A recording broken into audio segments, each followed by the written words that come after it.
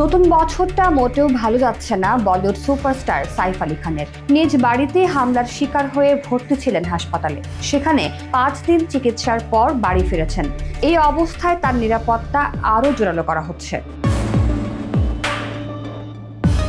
ভারতীয় সংবাদ মাধ্যম হিন্দুস্তান টাইমস জানিয়েছে, সাইফ আলী খান ও তার পরিবারের নিরাপত্তার জন্য কেডি পাঠক খ্যাত অভিনেতা রণিত রয় ও তার টিম দায়িত্ব নিয়েছে। রণিত বলেছেন, আমরা সাইফের জন্য এখানে আছি, ও এখন ভালো আছে। Ranit S security and protocol এজেন্সির মালিক। প্রতিষ্ঠানটি অমিতাভ বচ্চন, অক্ষয় কুমার, করণ জোহরের মতো বলিউড তারকাদের নিরাপত্তা দিয়ে থাকে।